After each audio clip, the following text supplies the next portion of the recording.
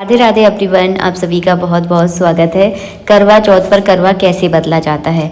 अगर आप अपने परिवार के साथ यानी देरानी जेठानियों के साथ या अपनी सहेलियों के साथ अगर करवा चौथ का व्रत कर रहे हैं तो आप उनके साथ अपना करवा बदल सकते हैं।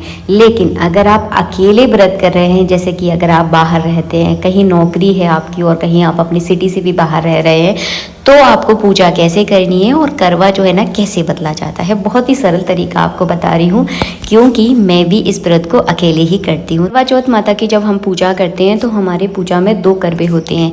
एक होता है मिट्टी का करवा और एक होता है मीठा करवा। तो मीठा करवा होता है करवा चौथ माता का, जो कि बाद में पूजा के बाद में जो है ना दान किया जाता है, और एक करवा होता है हमारा जिससे हम चंद्रमा को अर्घ देते हैं। तो आपको इस तरह से हाथ करके जो है ना एक दूसरे के स्थान पर जो है ना बदल देना है, जैसे कि मैं आपको वीडियो में दिखा रही हूँ। ऐसा आपको करना है 5 बार या 7 बार। तो आप 5 बार भी कर सकते हैं, आप चाहें तो 7 बार भी कर सकते हैं, वो आपकी मर्जी है। तो इस तरह से जो है ना करवा बदला जाता है। इस बात का ध्यान रखें, जब लास्ट वाला आप करवा बदल रहे हैं ना, तो दोनों करवे अपनी अपनी जगह पर आने चाहिए। मतलब कि मीठा करवा अपनी जगह पर आ जाए और मिट्टी करवा वाला करवा जो है ना अपनी जगह पर आ जाए। ऐसे जो है ना करवा बदलना होता है। तो मैं हर साल जो है ना पूजा में इसी तरह से करवा बदलती हूँ। अगर आप इस व्रत को पहली बार कर रहे हैं और आपके मन में बहुत ज़्यादा कन्फ्यूज़न है, तो ज़्यादा कन्फ्यूज़ होने की कोई ज़रूरत नहीं है।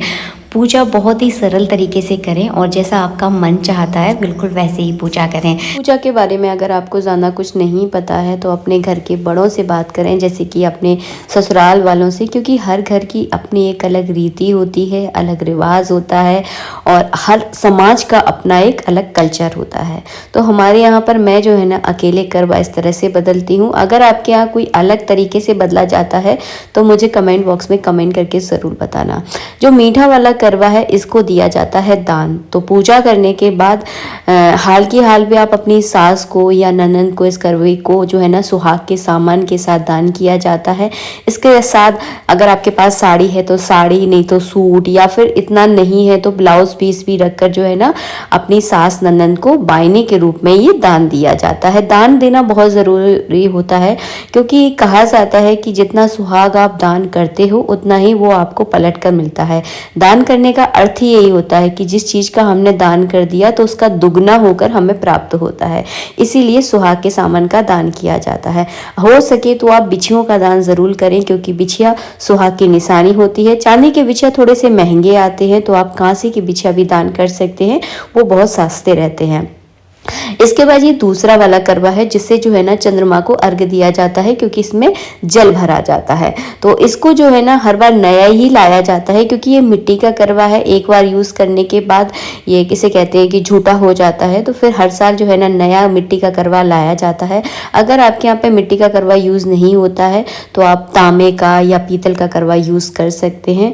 तो वो अपनी अपनी घर की देखिए परंपरा है। हम लोग हमेशा मिट्टी का नया करवा जो है ना लेकर आते हैं। आशा करती हूँ वीडियो आपको अच्छा लगा होगा। वीडियो पसंद आया है तो प्लीज़ वीडियो को लाइक कीजिएगा। आपको बता दूं करवा बदलना आपको कब है, जब आप पूजा करते हैं, यानी कथा पढ़ने से पहले आपको करवा बदलना होता है। उसके बाद कथा पढ़ी जाती है और रात में जब चंद्रमा उदय होता है उस समय जो है ना चंद्रमा को अर्घ दिया जाता है। पूजा कब की जाती है, तो पूजा जो है ना की जाती है प्रदोष काल में। हमारे यहाँ प्रदोष काल में की जाती है। कुछ लोगों के यहाँ सुबह की जाती है, कुछ लोगों के यहाँ जब सूरज की छाँव में की जाती है। तो सबकी अपनी अपनी परंपरा है। हम लोग प्रदोष काल में करते हैं, क्योंकि प्रदोष काल पूजा के लिए बहुत अच्छा समय माना जाता है। इस समय कहते हैं भगवान जो है ना भ्रमण के लिए निकलते हैं।